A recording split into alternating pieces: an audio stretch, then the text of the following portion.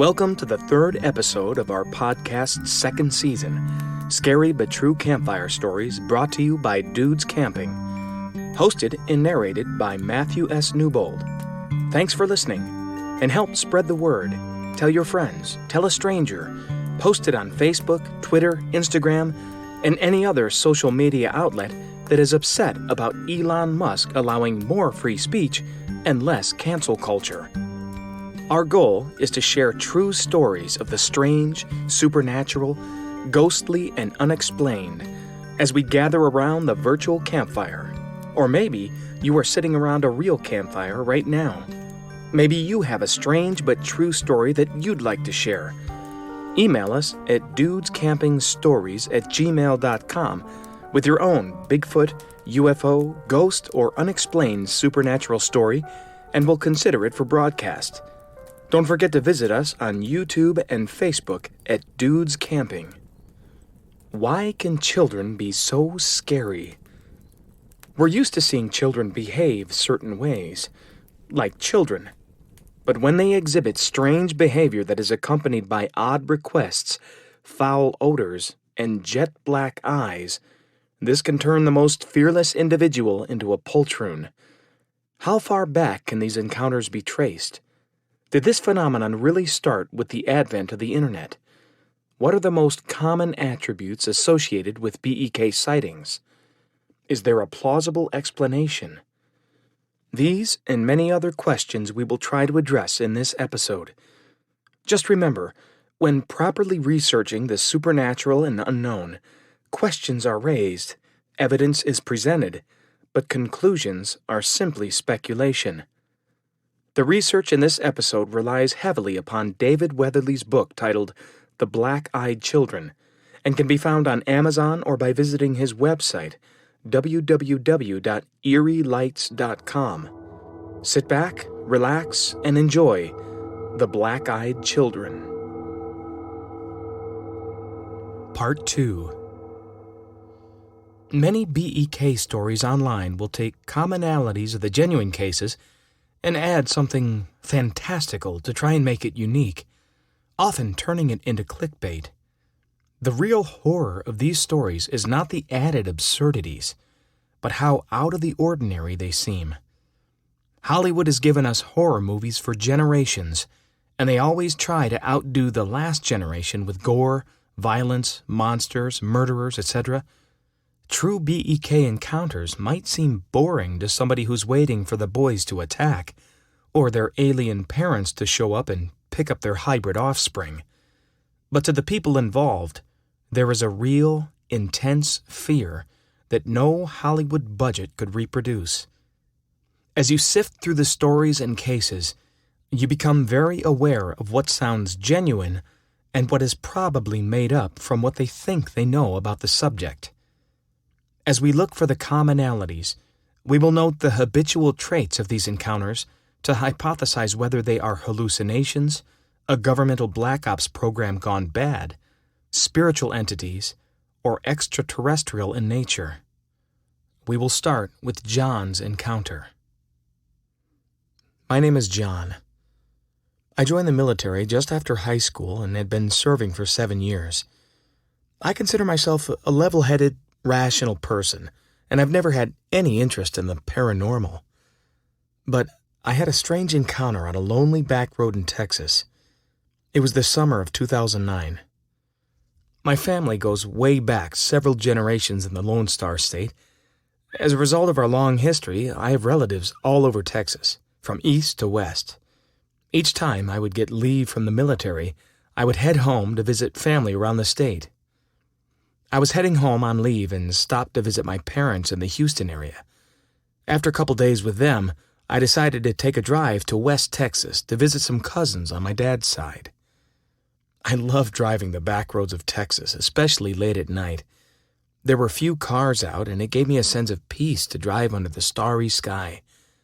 I was never a heavy sleeper, and I could stay up for long hours without needing rest, a trait that served me well in the military. I planned to make the trip in 2 legs, spending a day with a friend from high school halfway to my destination. I just left my buddy's house that evening after dinner, intending to make it to my cousin's house by early morning. My gas tank was full, and I had a thermos of coffee, so I set out for the long trek.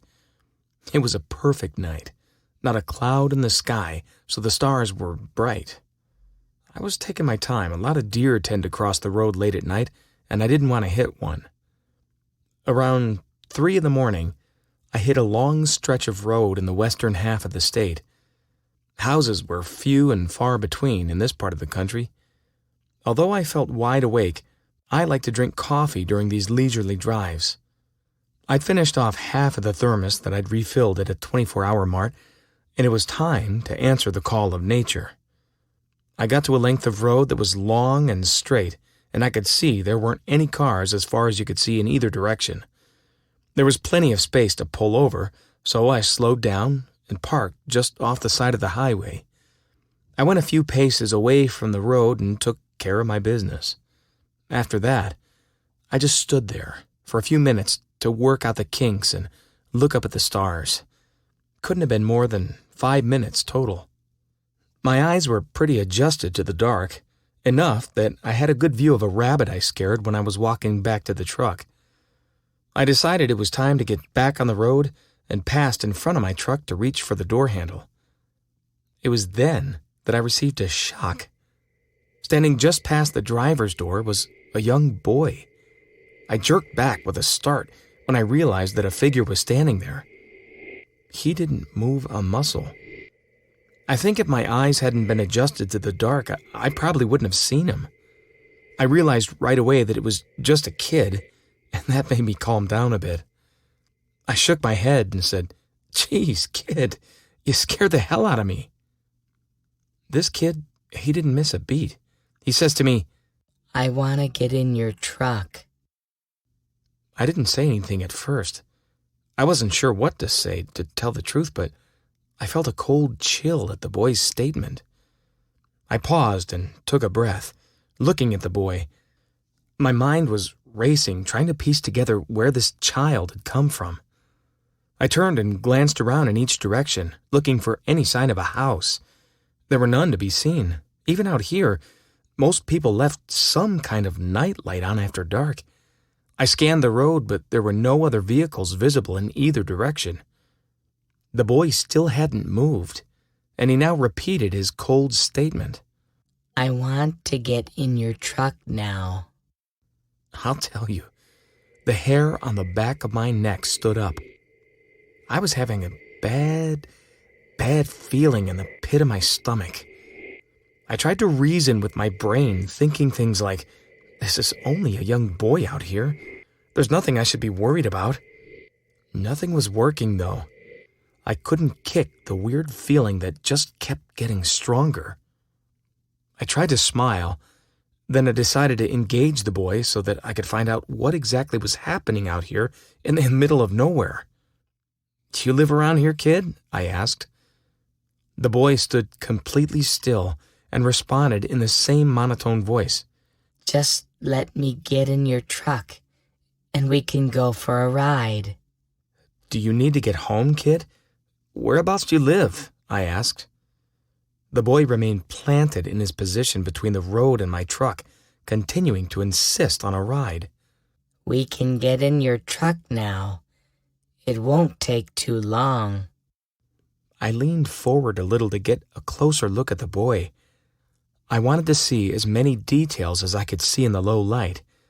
From his height and size, I thought the boy was around the age of 10. He was wearing a dull white shirt that looked a bit too big for him. I know what hand-me-downs are like, and that's what I thought this kid was wearing. The shirt tucked into dark trousers. The boy's hair was dark, probably dark brown, and it was shaggy but not long. I couldn't really see other details too well due to the low light. Although the moon afforded some light, it was still very dark, and I strained to see more details of the boy's appearance. That nervous feeling I had was growing more intense. The boy had still not moved from his spot, but he once again repeated his request. His voice was more insistent this time in an attempt to get me to comply. "Just open the door and tell me to get in. We'll have a short ride." I just felt like I wanted to run and leave that boy and my truck as far behind as I could. I realized I was squinting my eyes, and I felt like I was trying to shake off a punch or something. It was a funny feeling. I knew right then I had to just get out of there. I shook my head and tried to clear my thoughts. I looked at my truck, then back at the young boy. "I don't think so, kid," I answered. I took a step forward, just enough to get the driver's door open. I tried to keep looking at the boy as I quickly jumped into the driver's seat. I turned to put the key in the ignition and quickly started the truck. The truck kicked over on the first try, and I turned to look out through the driver's side window. The boy was now standing beside the driver's door, peering in at me. I've never felt like I did at that moment when that kid was glaring in the window at me. I threw the truck into gear and floored the gas. A couple miles down the road, I stopped the truck and pulled off the road again. I looked down at my hands. I was holding the steering wheel so tight that my hands were turning white. I was breathing real fast, too. I took a deep breath and worked on calming myself down. All of a sudden, I felt ridiculous. I started to question myself. What in the world was I doing running from a child? Maybe that boy needed some kind of help. Maybe he was messed up in the head or something. Something caused my fight or flight response to kick in, and I couldn't understand what it was. I had a very primal response, but I couldn't figure out what had caused it. I composed myself for another moment, then turned the truck around. I was determined to return to the spot, find the boy, and get some answers. If the boy was hurt or in trouble, I would get him home. I put on my high beams and drove slowly back to the area where I had encountered the boy. It only took me one pass to find the exact spot where I'd pulled off the first time. I drove very slow while shining a high-powered flashlight out the window. I passed the light all over looking for that boy. I drove past the spot, down about a half a mile, and then came back. He was nowhere to be found. I thought he had to be close by. A boy that small couldn't move very fast. After a couple of passes up and down the road, I pulled back over the exact spot where I'd parked the first time. I got out of my truck and stood there with the door open. I used the flashlight to scan the area in all directions. Standing on that deserted road, my mind flashed back to that boy, and I suddenly saw the image of the kid staring in the window at me. It gave me a chill all over again. I got back in the truck and drove away, but made sure to look at the next mile marker. I wanted to know where the spot was.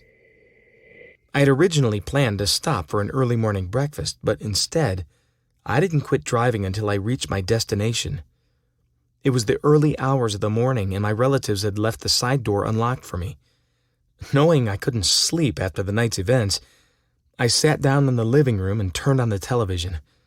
I just wanted to distract myself with something from the normal world, something stupid and simple. I just wanted that kid out of my mind. After this encounter, I completely stopped driving at night, preferring the bright light of the day for my travels. I've never really gotten that image out of my head. I get rid of it for a while, but it always seems to come back around. Maybe there's some explanation, but there was nowhere for that boy to get to, nowhere for him to hide. And I don't know how he made me feel so damn scared. He didn't really do anything, and it doesn't make sense. In this case, John was unable to see if the kid had black eyes due to the low light, but he did experience other familiar traits found in BEK encounters. Hey, you. Yeah, you. Like what you hear so far? My name's Bradley Oliger, and the guy that does the podcast, he narrated my book, How to Unsuccessfully Promote a Fake Fight in Montana. An incredible story about how I didn't get abducted by UFOs and thought I nearly came across Bigfoot, but didn't. It's actually a parody memoir of thwarting cabin fever. Go to Amazon or Audible, or click the link below and get your copy before they sell out. Okay, digital copies don't sell out, but here's a quick sample. The darkness arrived before we could be ready. We did not catch fish, but we smelled like bait. at dark, in bear country. The course home seemed like an eternity. I've known females named Eternity and always wondered if that would be an association one would want. We tend to reference eternity to something long and awful. The bear was mauling me seemed like an eternity. It took an eternity for the medevac to arrive. It must have seemed like an eternity for my parents waiting for the doctor to come out and let them know if I'd ever have use of my sexy abs again from the ferocious bear attack. I'd thereafter need an eternity of medical procedures. The writer had an eternity of overused and abused references to eternity. Aren't you glad we're not selling gold? Well, we are in a way. This book is gold. Visit Amazon or Audible or click the link below. The most common trait is the intense, unexplainable fear that accompanies these encounters. Human beings have an innate mechanism that sends adrenaline to our brains telling us to fight or run, the fight or flight response. Whenever we sense danger, this is usually set off by something we can see, but occasionally we will sense something is wrong. In the case of BEKs, what is being viewed by the eyes does not match up with what is being sensed. Very similar to somebody about to jump into a lake from a 20-foot cliff. Their appearance is often reported as having odd color and strange texture to their skin, almost artificial. They are reported as very thin or lean with baggy clothes that don't seem to fit. In most cases where the contactees are more aware of their senses, there's a lingering smell of garbage, sulfur-like, or rotting food. It could possibly be the smell of death, but most people who smell it have never experienced the unique and nauseous smell of death. Sulfur causes some to immediately assume they are demonic, because sulfur has been reported in the well-known documented demonic possession cases. But sulfur is not unique to demons. Anyone who has ever drank from a well might recognize the smell and taste of hydrogen sulfide gas. This does not mean you need an exorcist to filter your well water. But the next commonality is uniquely demonic and is the best evidence for an interdimensional or spiritual entity. The children need to be invited in by the contact. If these were hybrid beings of a superior alien race, then this would not be necessary. Unless there are some intergalactic rules put in place before they are allowed to molest humans, then this fact alone would rule out space beings. The most common telltale sign of a demonic entity is that it cannot take control without the host's permission. Even most alien abduction cases can be traced back to a moment where the abductee allowed some entry point, be it a Ouija board, tarot cards, mind-altering drugs, or dabbling in the occult and New Age. Another very strange and unexplainable similarity in genuine cases is the foggy feeling accompanied by conversing with the kids. They often feel glued to the spot or find themselves about to open the door or squeezing the steering wheel so tightly their knuckles are white. When they finally realize it, they're shocked at their own behavior. Described as if they were being hypnotized, a numbness or buzzing. Since there are identifiable traits in these cases, how long have these encounters been taking place? Is there any evidence from antiquity, or is this a new phenomenon brought about by the collective consciousness of an internet hive? If we assume the alien-human hybrid theory, then it stands to reason that since the abduction cases seem to have come to public knowledge with Betty and Barney Hill in 1961, we would just be seeing the offspring of these experiments done in the 60s, 70s, and 80s. But there is a case that might put the BEKs as far back as the 1950s, before alien abduction cases were ever mentioned in public. The following account was compiled from surviving family members of a man named Harold, who is now deceased. Their story was a family tale that had been passed down through the years. Each member of the family recalled the same details of the tale. My name is Harold. My family has lived in rural Virginia for generations. We're farmers and fishermen, hard-working country folk, what most would call salt of the earth. I lived in a particular region of Virginia most of my life and always called the area my home. But back in the 50s, when I was 16 years old, I encountered a strange child. No one could ever explain where the boy had come from, nor was he ever seen in the area again. I was walking home early one evening just before sundown. I was taking my time, strolling along the dirt road, when I reached the fence line that led to our home.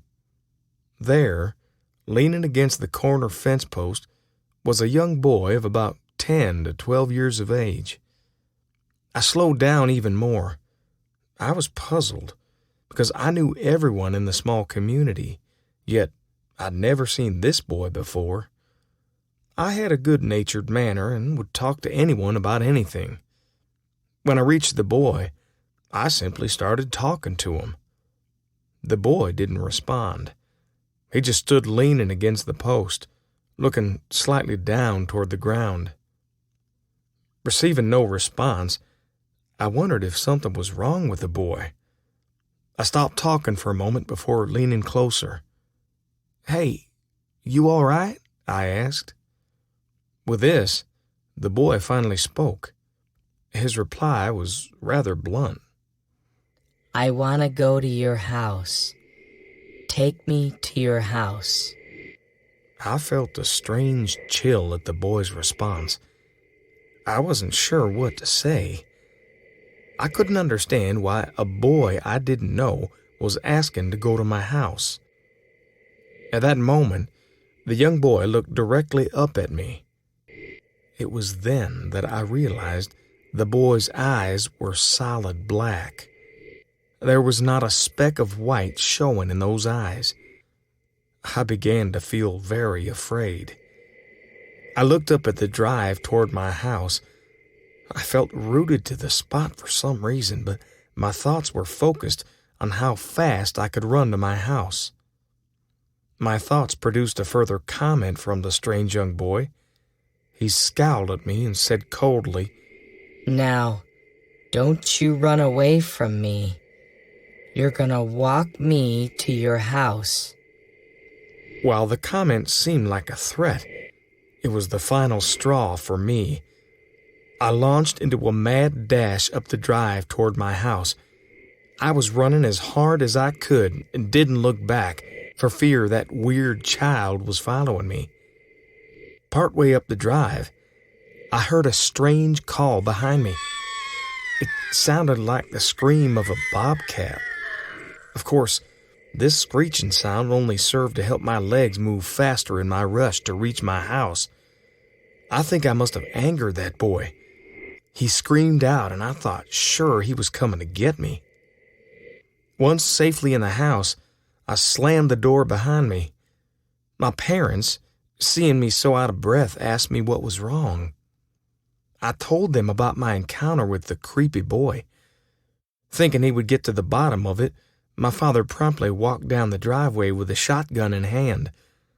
He found no sign of the boy that I had described. My parents listened to me recount the story a second time, asking a few questions along the way. Since they knew I was not one to make up stories, they believed my tale. I insisted that the child I encountered was solid and could not have been a ghost. None of us were sure what to make of this encounter. While my parents had heard strange tales in the country, they'd never heard of anything like this. My mother thought I had met the devil himself and had me off to the local clergy for a blessing. I don't think that the boy was the devil, but I'd never felt anything so sinister in my life, before or after that event. It is human nature to associate an unexplainable event to something that might make sense to us. Assuming it was the devil would make sense if we went through catechism but had no real understanding of biblical texts. Assuming it is extraterrestrial would make sense if we still believed that macroevolution was possible and had no real grasp of entropy laws. Could these encounters be demonic, spiritual, or interdimensional as the string theory in physics might suggest? Could they be extraterrestrial in nature as mind-altering effects seem to suggest? Or could it be as simple as a shared medical condition that most people are unaware of? Another scary thought is, has anyone invited them in and ever lived to tell the tale? There is an account that would seem to fit this scenario. We will explore these questions and examine the evidence next time in Part 3 of The Black-Eyed Children.